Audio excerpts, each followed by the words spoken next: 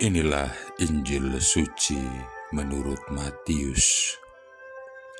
Dalam khotbah di bukit, Yesus berkata, "Waspadalah terhadap nabi-nabi palsu yang datang kepadamu dengan menyamar seperti domba, tetapi sesungguhnya mereka adalah serigala yang buas.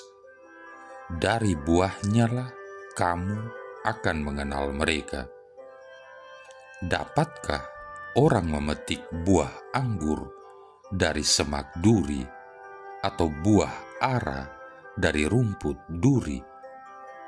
Demikianlah setiap pohon yang baik menghasilkan buah yang baik, sedangkan pohon yang tidak baik menghasilkan buah yang tidak baik.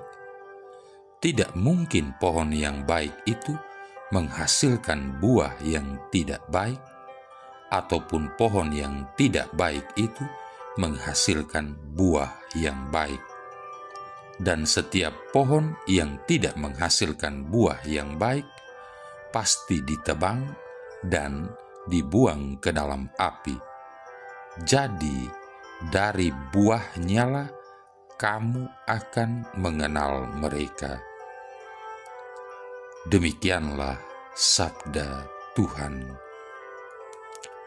Saudara-saudari yang terkasih, pada waktu Yohanes Pembaptis mengirimkan sebuah pesan lewat murid-muridnya untuk menanyakan kepada Yesus, apakah Dia adalah Sang Mesias yang dinantikan, Yesus sebenarnya dapat saja menjawab ya. Namun pada kenyataannya, Yesus justru mengatakan kepada para murid Yohanes untuk mempertimbangkan bukti-bukti yang ada. "Pergilah dan katakanlah kepada Yohanes apa yang kamu lihat dan kamu dengar. Orang buta melihat, orang lumpuh berjalan, orang kusta menjadi sembuh, orang tuli mendengar, orang mati dibangkitkan, dan kepada orang miskin diberitakan kabar baik." Lukas bab 7 ayat 22. Dengan kata lain, Yohanes diminta untuk menerapkan pada diri Yesus tolak ukur yang diajarkan Yesus untuk membedakan nabi-nabi yang benar dari nabi-nabi palsu. Saudara-saudari yang terkasih, sepanjang sejarah selalu saja ada nabi-nabi palsu. Bagaimana mereka pada hari ini? Bagaimana kita dapat mengenali mereka? Bagaimana kita mengetahui perbedaan antara nabi-nabi palsu dan nabi-nabi yang benar? Dari perbuatan-perbuatan mereka, dari buah-buah yang mereka hasilkan. Yesus bersabda, "Dari buahnya lah kamu akan mengenal mereka." Apakah yang dimaksudkan dari perbuatan-perbuatan mereka? Maksudnya adalah dari kesetiaan mereka mendengarkan dan melaksanakan ajaran-ajaran Yesus Kristus dalam Injil, karena Allah dinyatakan kepada kita dalam Kristus, dan hanya dalam Dia kita mempunyai jalan yang pasti kepada Bapa Surgawi. Apabila kita mencoba untuk memiliki mata dan telinga yang sehat untuk Injil, mengenalnya melalui pembacaan, permenungan, dan doa, juga dengan pertolongan Roh Kudus, maka kita akan bertumbuh dalam kemampuan kita untuk melakukan discernment terhadap sentimentalitas yang menyelewengkan ajaran-ajaran Kristus menjadi semacam etika cinta kasih yang sangat mudah tanpa disiplin atau pengorbanan. Juga kita akan mampu untuk mengenali sikap permisif yang mengaburkan antara benar dan salah, serta legalisme yang seringkali lebih menaruh respek pada huruf-huruf hukum daripada roh suatu peraturan atau hukum. Saudara-saudari yang terkasih, di zaman edan ini muncul aneka pemimpin dan orang-orang yang menyebut diri sebagai guru atau penganut iman yang taat.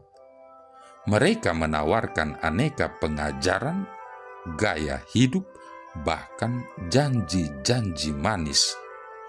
Kemasannya pun beragam, ada dalam bentuk religi, kebatinan, mistik, atau berbau keimanan dan agama. Tak jarang apa yang ditawarkan satu pihak bertentangan dengan tawaran pihak lain.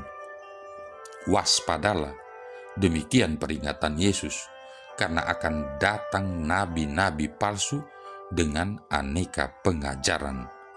Mereka datang dalam rupa domba, tetapi hatinya serigala ganas.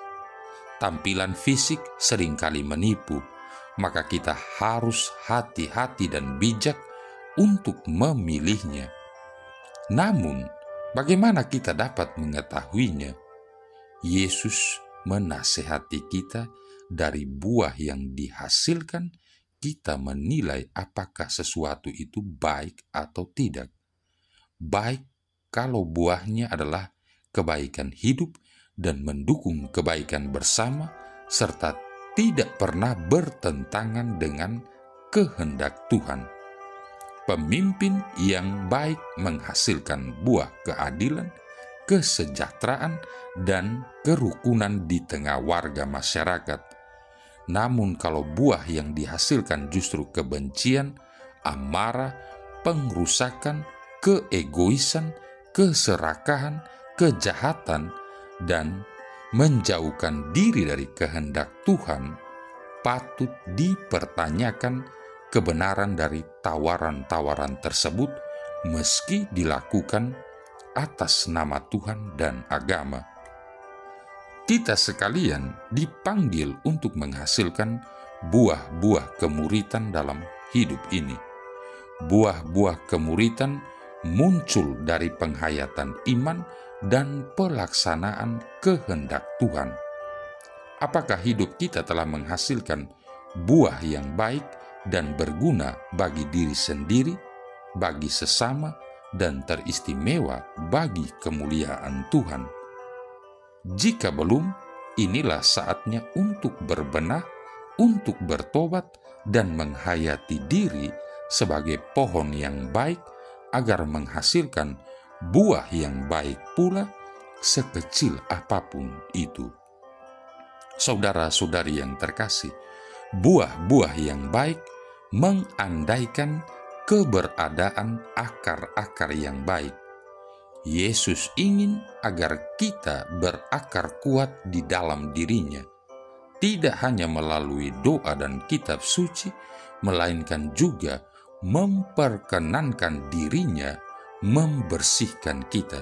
Bandingkan Yohanes bab 15 ayat 2. Lewat upaya mendengarkan yang serius, merenungkan secara aktif, dan berkat rahmat Allah, kita dapat menangkap bisikan suara Roh Kudus yang lemah lembut. Janganlah kita mengabaikan suara lembut Roh Kudus ketika Dia berbicara mengenai hal-hal yang perlu kita ubah atau kita singkirkan dari dalam diri dan hidup kita. Marilah kita hidup dengan cara yang akan membuat kita menjadi saksi-saksi profetis dalam dunia ini. Dengan demikian, kita semua akan menghasilkan buah yang berlimpah, buah yang tetap. Yohanes bab 15 ayat 16. Marilah berdoa. Allah Bapa sumber belas kasih, Engkau tidak menghendaki siapapun binasa, tetapi agar semua dapat menikmati kedamaian. Kami mohon, semoga Kau jadikan pewarta kabar gembira itu dengan pengantaraan Yesus Kristus Putramu Tuhan kami, yang bersama dengan Dikau dalam persatuan Roh Kudus, hidup dan berkuasa satu Allah sepanjang segala masa. Tuhan memberkati kita sekalian, Bapa, Putra, dan Roh Kudus.